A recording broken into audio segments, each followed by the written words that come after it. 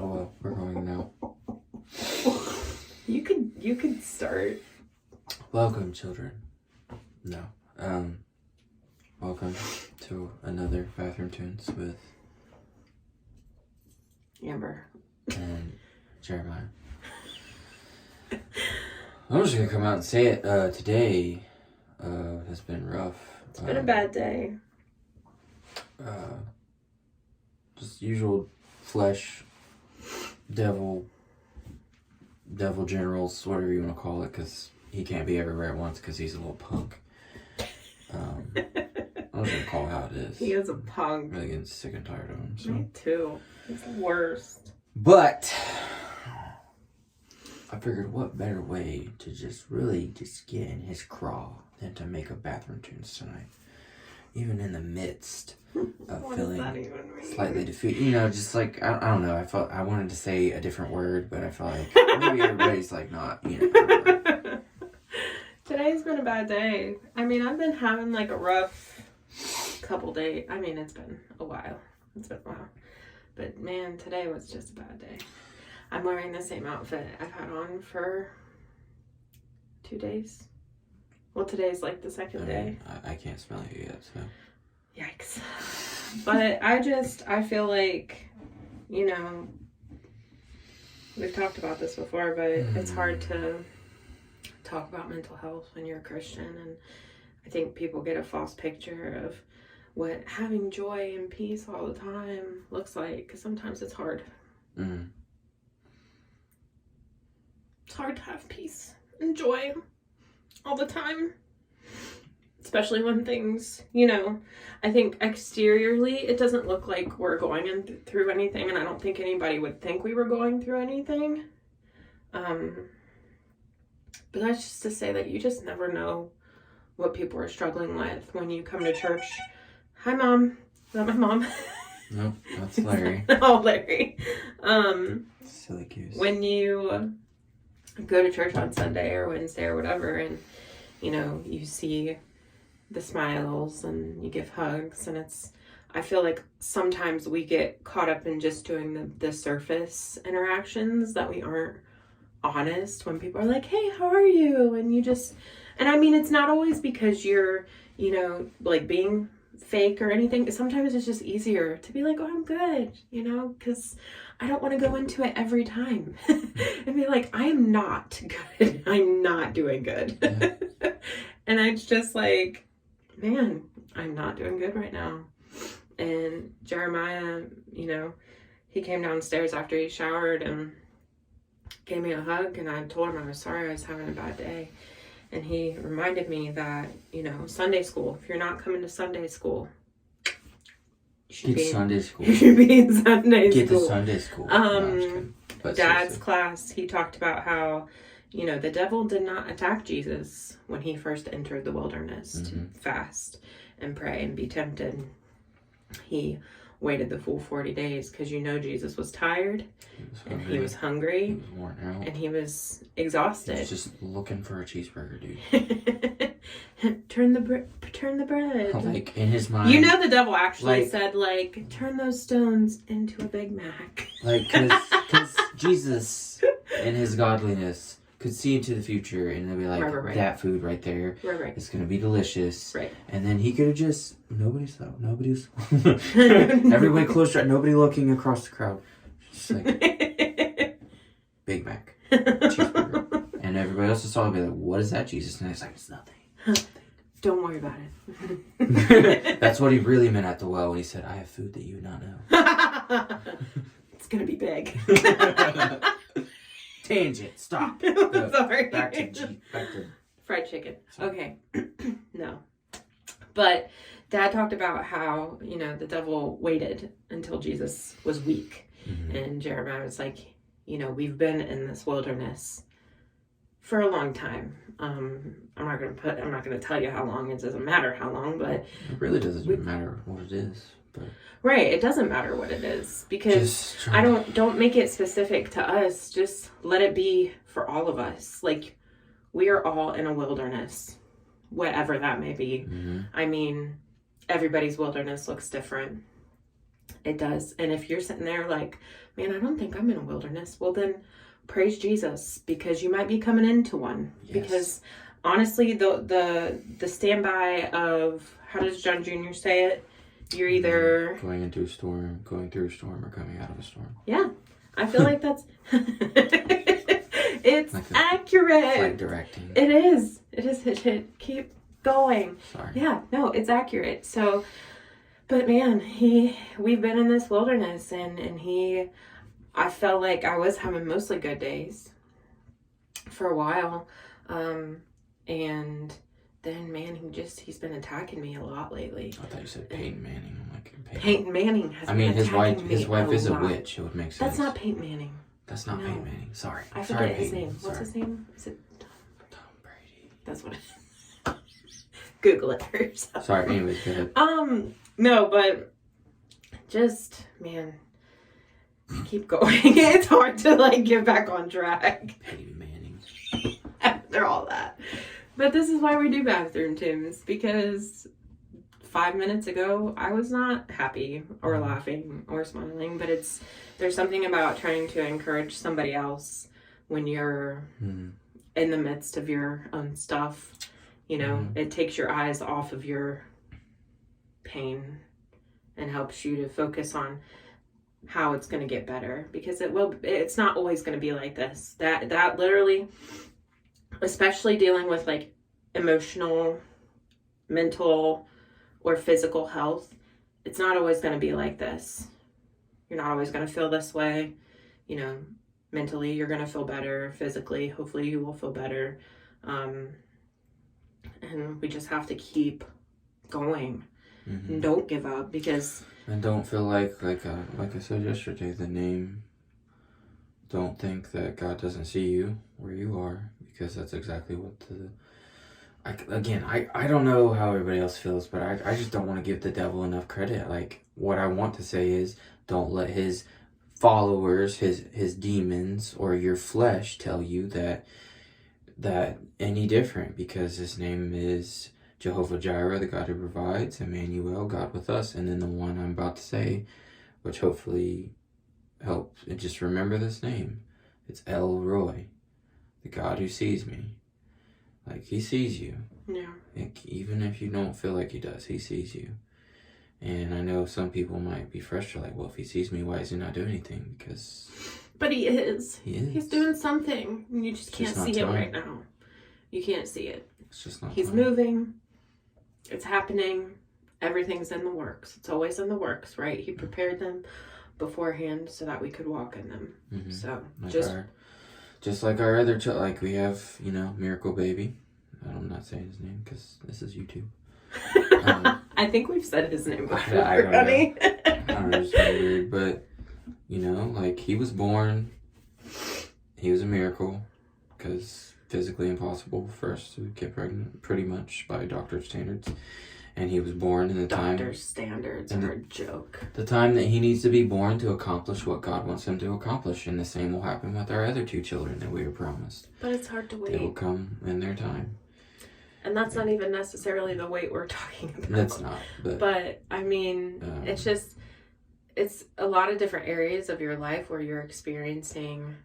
Like a snag. Yeah, you feel stuck, and just trust that he's the, he's got the game plan. He's got all the plans, and he already knows how the other team is going to respond, which makes him even better as a coach. So.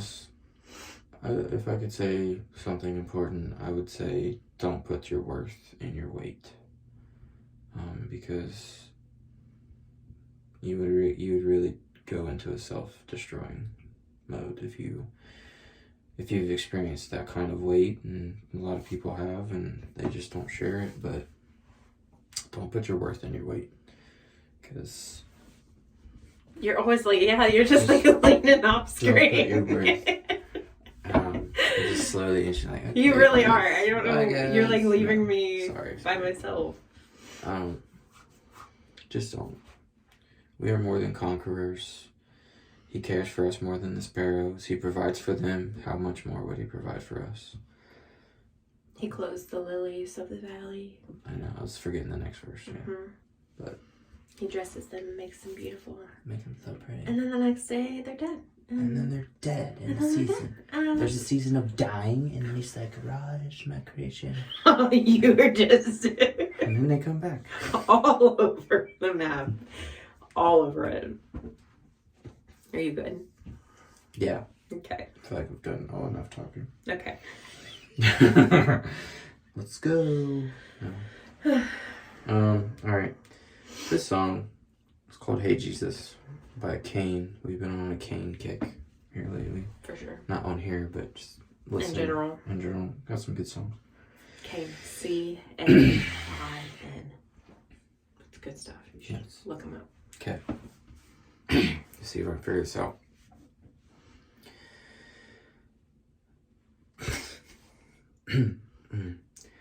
It's hard to make an honest living when I'm not an honest guy. I cast my net into the water and hope the tide runs high. Out there in the distance, I see you standing on the shore. You said there's a new way of fishing that I've never tried before. I thought you'd call the shots from across the sea, but you got down in the boat with me. I think you started too high. It's okay. Keep going.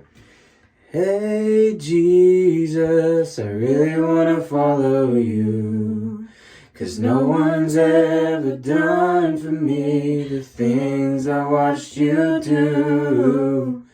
Hey Jesus, I really love who you are. I know I've got a ways to go, 'cause you walk with me that far. I'm so glad you called my name before I could even say, hey Jesus. I got caught up in some trouble. That's where we're supposed to be. But I'm not putting up a fight, 'cause justice comes in the morning for the sinning I do at night. Oh well, naked and abandoned, I'm bracing for the first stone. You touch my face and let me know my accusers are gone. I thought you'd take your place in the judge's seat, but you wrote in the sand for me. Oh, hey Jesus, really wanna follow you, 'cause no, we can't do it. No, keep going. 'Cause no one's ever done. I'm gonna have to change it back. It's okay. Goodness gracious. You gotta know your key, babe. I know, I'm sorry. 'Cause no one's ever done for me the things I watched you do. Hey Jesus, I really love who you are. I know I've got a ways to go. Could you walk with me that far? I'm so glad you called my name before I could even say, hey Jesus. Hey Jesus. There are 3 wooden crosses, 2 thieves and a king. But can't they see the innocence hanging here next to me? Am I too late for forgiveness? Would you remember me tonight? And with your dying breath you welcome me to paradise. 'Cause you could have left me alone in my suffering, but you stayed on the cross with me. Oh, hey Jesus, I really wanna follow you, 'Cause no one's ever done for me the things I watched you do. Hey Jesus, I really love who you are. I know I've got a ways to go. Could you walk with me? Walk with me, yeah. I'm so glad you called my name before I could even say, hey Jesus. Many apologies, people. I chose the wrong key. It's okay. I'm not even going to say anything. It's all right. You didn't have to say anything. I could feel it. I didn't do anything. I didn't do anything. Do you know? I didn't do anything. Get off your phone. Oh. Now you answer. Oh, okay, Daniel. Okay, we don't need to put people on blast on YouTube.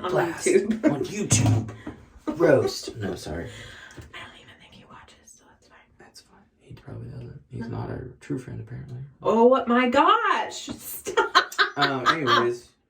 It's okay. You'll find out now. Okay. Yeah, great song, because it talks about...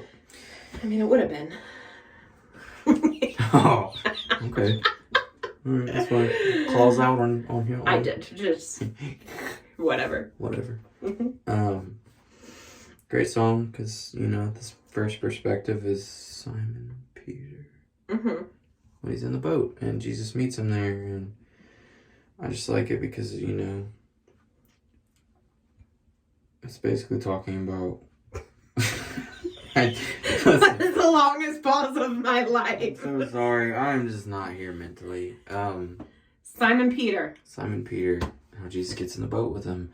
But I think my favorite one, most people probably think, well, your favorite one should be Jesus on the cross. But obviously, yes. But I think my favorite one is the middle, when it talks about the woman that's caught in adultery. And, Jesus could have judged her. He had full right. He is the judge. He had full right to judge her there. But he basically, in a way, takes up for her. And it's been said before, I really don't know the first place I saw that, or I would give this person credit. But somebody had said a while ago, you could say it's Pastor John, you could say it's Pops. I don't know which one told me first, I'm going to be honest. But in that moment, she's kneeling there naked, caught in the act, naked in adultery. That's what caught in the act meant. She was probably naked, right in front of Jesus, in front of a crowd. And he starts writing in the sand. And some people are like, well, what do you think he wrote in the sand? What I believed, since I had been told this, was I believe that he wrote people's names down. And then he wrote beside it their sin. Because he said... It's so hot. Because he said, those you who are without the... who are without sin, cast the first stone. Did that. And they all walked away. He texted me back. Ha ha! And they walked away. And he, Right. What else would he have been writing in order to convict people? Because he didn't say anything to any of them. It said, what, from the youngest to the oldest? They walked away. Maybe he wasn't writing names. Maybe he was writing sins. Could have been. And that they were like, oh, I did that. Oh, I did that too. I just think it'd be even funnier of a sweet spot, because he would, you gotta admit, Jesus had a knack for making people feel their hypocrisy. Yeah. So, that's why I'm just like, I would think it would be names, because it'd be like, oh. Let me just tell everybody what Timothy Maybe did. just gradually. Let me tell everybody what Simon did. Maybe just gradually, look up. Just glance, George is here. Okay. You really want George? Okay, George. And that's when he was like... Youngest to oldest. I knocked a picture off the wall. Why would... It's beautiful. I think it's funny it says the youngest. I know, that's interesting. The youngest to the oldest. I wonder why. Maybe the youngest were less self-righteous because they were young. That's a good way to look at it. I'm not getting this back on my wall. Not that people are young and can be wrongly self-righteous, but I just feel like, it's less ingrained, maybe. Interesting. Okay, well, I hope somebody got something out of this, and maybe if not, maybe a few years down the road. we did. We got something out of this. Made me feel better. Made me feel better, too. Not so much that you put people on blast, but I mean, and you forgot your key. I did forget my key. We should have listened to the very beginning. Yeah, I know. I'm sorry. And then, my apologies, everyone. I mean, I guess that's why we haven't sang it in church. People of the press. Okay. Okay. I'm feeling awkward, so we're gonna go now.